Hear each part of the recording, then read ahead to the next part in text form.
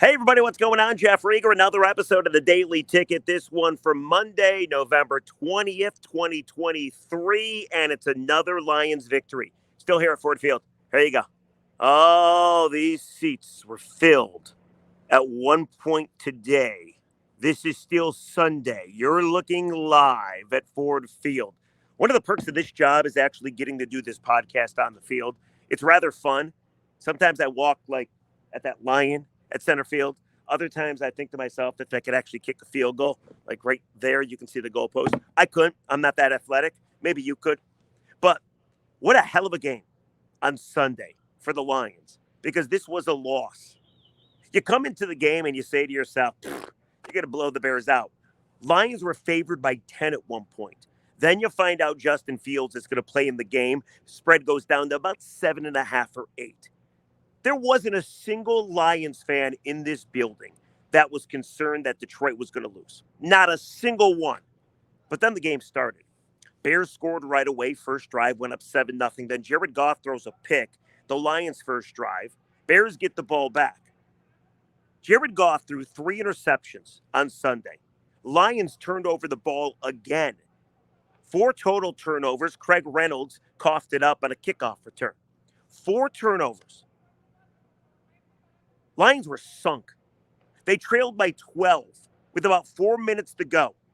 No way they're winning this football game. Bears aren't going to allow them. This had the makings of an SOL, pathetic, awful loss all over it. You're trying to get the 1 seed in the NFC. You can't lose games. You especially can't lose games to bad teams. The Bears only have 3 wins coming in. I know their record doesn't indicate how good they might be. Doesn't matter. You're a good football team. You got to win games like this. It's that simple. And everybody turned on the Lions too. It's funny. This crowd was electric. But at one point, they were booing Jared Goff. And at one point, a decent part of the crowd left. They thought the game was over. They wanted to beat traffic. Like, before we get into the actual game, what the hell are you thinking? You can't leave this game early. Against the Bears this year with this Lions team, like, you should be ashamed of yourself. Panay Sewell actually said it himself. He said, can't believe that people actually left. Turning off the lights here at Ford Field. Just got a little freaky, didn't it? But anyway, fans left Ford Field. They were convinced the Lions were going to lose. At one point, fans were booing Jared Goff. Dan Campbell talked about the boos. Jared Goff talked about the boos. And Panay Sewell talked about the boos. Panay Sewell said, you better not boo, because you would never boo him to his face. And then somebody said, well, should we send pictures of the people that booed? Or maybe names. Sewell's like, all I need is faces. It was pretty funny. But the bottom line is, years past, I totally get fans leaving early. You should leave early. The Lions have stunk our whole lifetime, right? But this Lions team, that until yesterday was 7-2, second best record in all the NFL, you're only down 12 points. I know it seems impossible, but why are you leaving? I would never leave. You probably paid a lot for these tickets, but whatever. My job is not to shame you. And maybe I understand you leaving. Maybe I'm speaking out of both sides of my mouth here. Because at one point, the Bears had a 98.8% chance, according to the FBI on ESPN, to win this football game. And then the Lions struck. Down 12,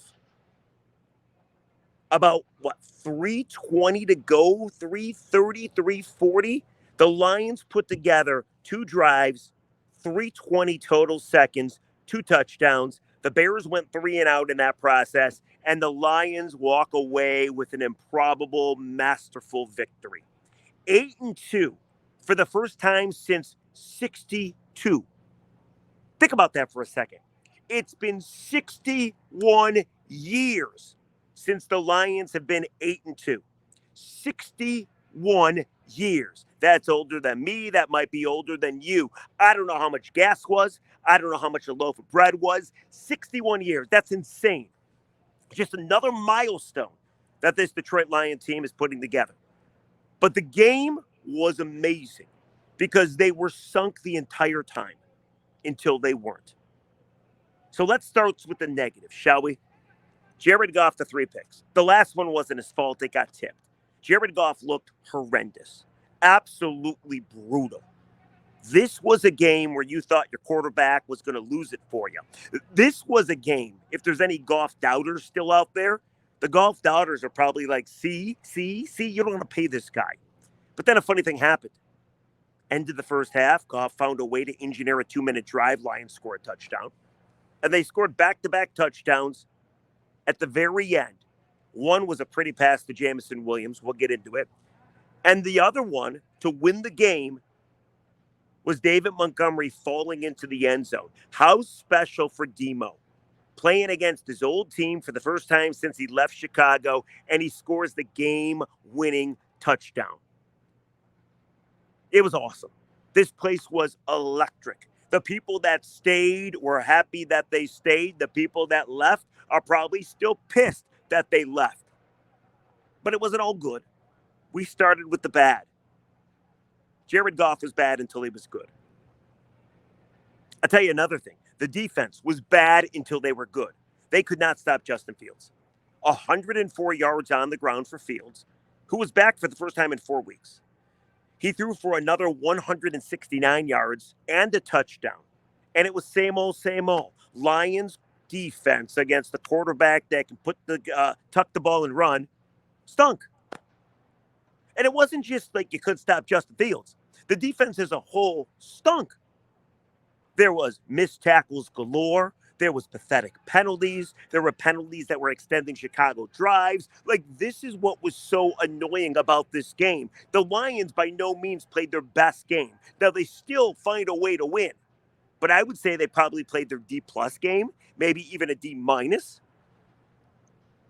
But the crazy thing about it, too, is as bad as the Lions' defense was, and as many times as the Lions' offense coughed up the football, you know what? The Bears forced 4 turnovers.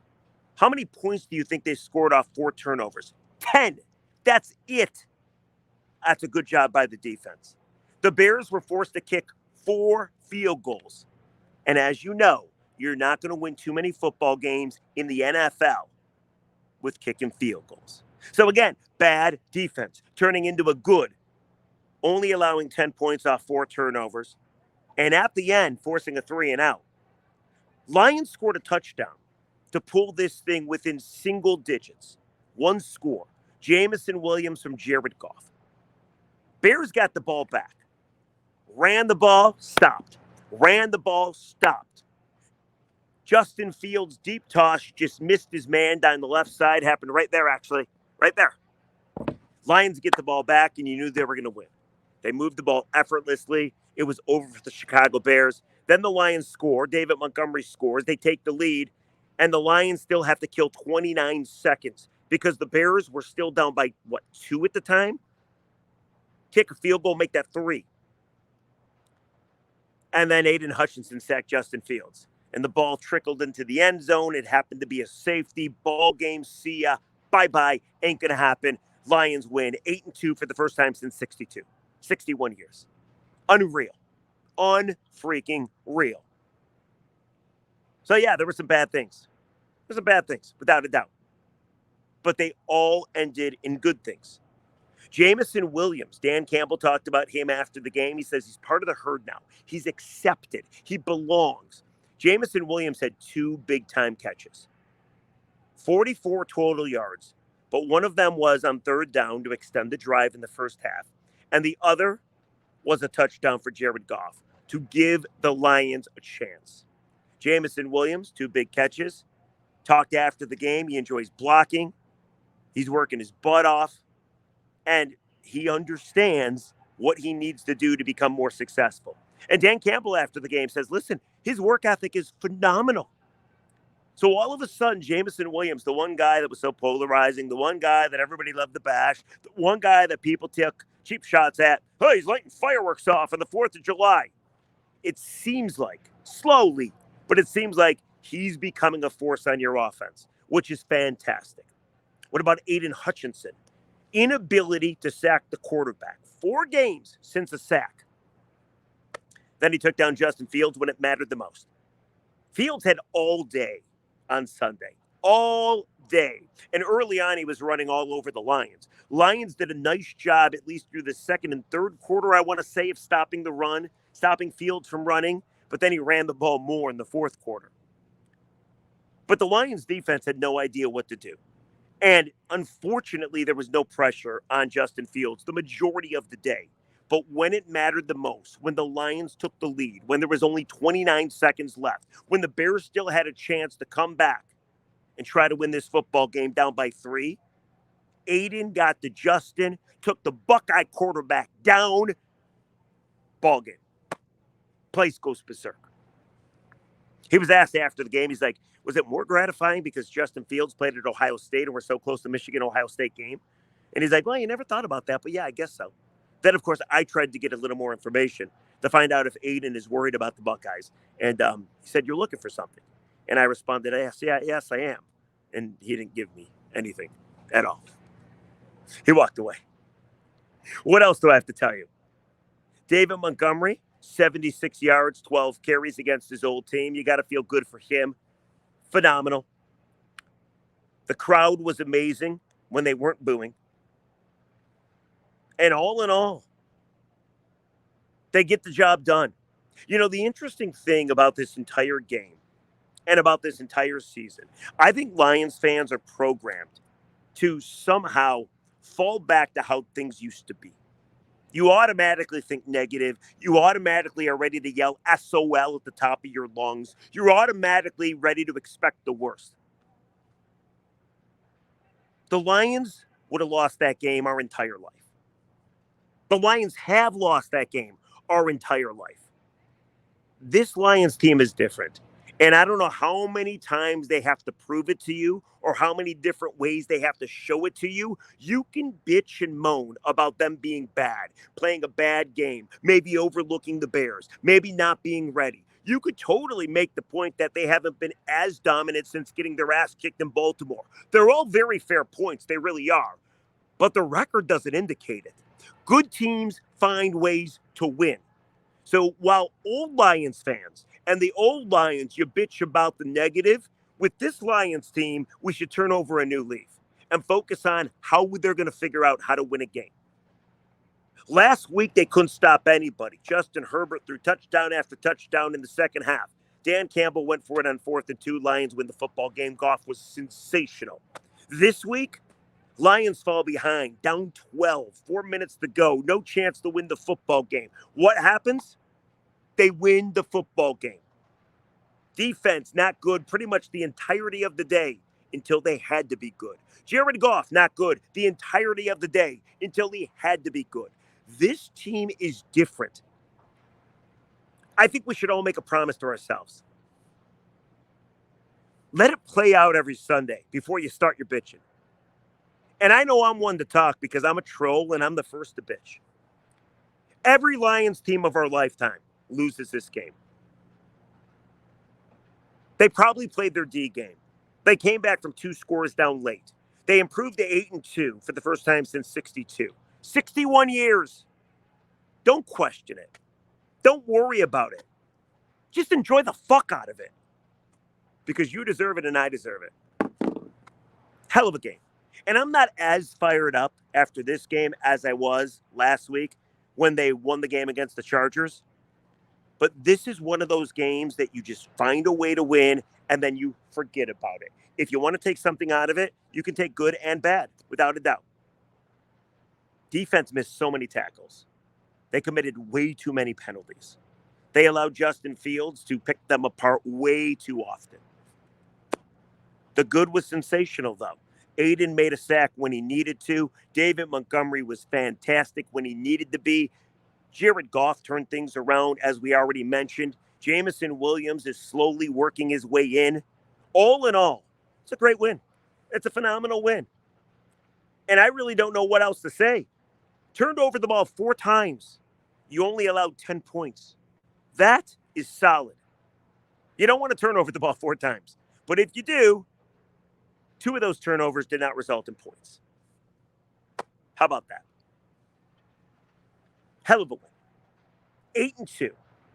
And now I'll be honest, at the taping of this podcast, The Eagles have yet to play. They take on the Chiefs. So by the time you watch this or listen to this, we'll know what the Chiefs and the Eagles did. But if the Eagles happen to lose, Lions got the best record in the entire NFL, which means they're tied with the Eagles and have a great chance to get that 1 seed. And if they get that 1 seed, and it's not too early to think about this, you're talking first round bye, you're talking home field throughout, you're talking about a legitimate chance to go to the Super Bowl. So I want to know from you, comment section below. There was a lot of cons, without a doubt. There was a lot of issues. There was a lot of reasons to not be happy about the game. But I do think when you're a team in the NFL, you sometimes forget that the other team, their players drive Mercedes as well. That's an old comment from Victor Martinez, the former Tiger. Those guys are NFL players too. They're good as well. So if you didn't beat them by double digits, who the fuck cares? You just got the win, and that's all that matters. But let me know. I've seen this narrative going around.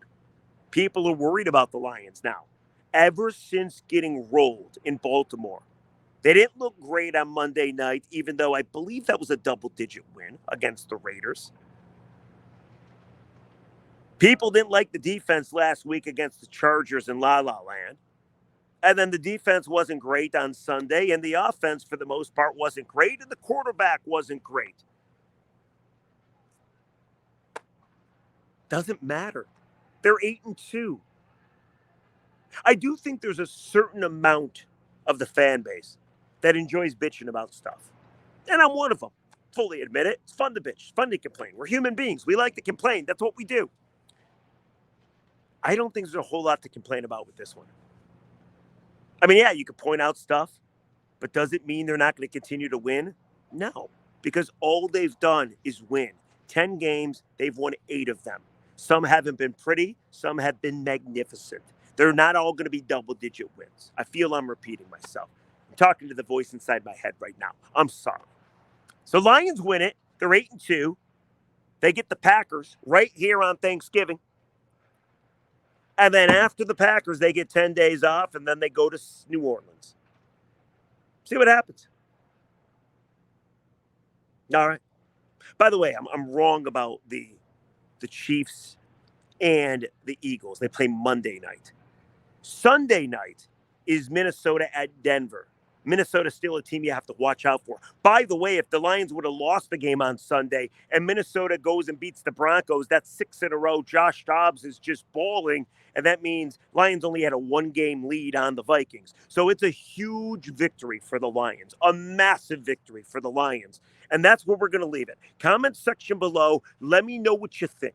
Also, please, as always, I forgot to say this, fired up a little bit. Download the Daily Ticket wherever you get your podcasts. Like, subscribe, rate, and reviews. The reviews are coming in hot and heavy. I do appreciate it. I've already started picking people at random for our first ever ticket trivia. It's going to be in 2 weeks after Thanksgiving. I got 2 people picked already. I'm waiting for a third. And then every 2 weeks, we'll pick 3 more. I bring you on the Daily Ticket. I'm going to play the game show host. I'll be the Alex Trebek. And I'm going to ask you Detroit sports questions. And if you win, if you're the best out of your Daily Ticket subscribers, then I'm going to get you on with a ticket host or producer. And I want you to take them down too, because they're way too cocky. They're way too arrogant. So more on that next week. Lions win it. Let's get to the comments very quickly before they kick me the hell out of here. Comments. Here we go. Last podcast was all about Michigan backing down to the Big Ten. I did it on Thursday night. By Friday, we found out that there was more to the Michigan sign-stealing saga. Why they really backed away from their court case for the TRO? Who knew? Chris Partridge got fired. Apparently, Chris Partridge, the linebacker coach, was telling people in the program not to cooperate with the NCAA investigation, and he might have tampered with some evidence too. We also found out that Uncle T, whoever that may be, a booster, a donor, was funding the Connor Stallions spy program. So we found out 2 big nuggets, 2 big answers that we've wondered about. Anybody paying Connor Stallions to do this? Because I think we all realize dude ain't doing it on his own with his own dime. So apparently a guy by the name of Uncle T is the guy, the booster. They don't know who he is. They thought they knew, but they really don't. And then, what a shocker. Connor Stallions wasn't the only one who knew. He wasn't a lone wolf. Chris Partridge was at least helping. And we wait to see if any more comes out. But I did the podcast last Friday just about Michigan backing down. They didn't want to go to court. I said Michigan fans should feel really upset at Michigan leadership because Michigan leaders made you look like to be a fool. We want a due process. You know how it went. I don't need to go over it. So I did the podcast on Thursday night. Friday morning, late morning, it comes out that we have new details via Yahoo. So here's the comments I got. There was a good comment. This one comes from Brian Lucen, 3262. Says, Rieger, you are the man. A common sense go blue guy gets it. Respect. Thank you. I appreciate it. And now a bad comment. This comment is actually from a ticket text I received on Thursday night when I was doing a show from Buffalo Wild Wings about the Michigan sign stealing scandal and how Michigan doesn't want to go to court anymore. This guy, and I have to paraphrase because it's very brutal. If you have a queasy stomach, you might not want to watch this part or listen to this part. This guy wanted me to get hit by a truck, live, and be in pain for the rest of my life because all I am is a slander machine. I'm a liar. Michigan is not guilty, and he wants nothing but bad things to happen to me for the rest of my life, including he wants me to be in a lot of pain. So that's nice of that guy. Can you imagine being that triggered by somebody on the radio saying Michigan might have cheated, that you feel the need to send in that text? Do you feel bad about yourself? Like, say whatever you want. I can take it. Yell whatever you want. Send me whatever you want. It doesn't matter to me. But man, that guy should probably seek some help, I would think. Or a girl. Who knows who sent it? Anyway, that's today's episode of the Daily Ticket. Live here from Ford Field. We'll catch you tomorrow on a Tuesday. We got so much to talk about. Michigan and Ohio State, the latest with the sign stealing allegations as well. We'll catch you on a Tuesday. It's been a pleasure. Here, one last look at Ford Field. This place was filled. This place was filled, people. Just like it's going to be filled when they end up winning a playoff game for the first time in, 30 years. Jesus, it's been a while. All right, we'll catch you tomorrow on a Tuesday. It's been a pleasure. How about those 8-2 Lions? Comment section below. Let me know what you think. Are you more worried or are you just more happy that they're 8-2? Bye-bye.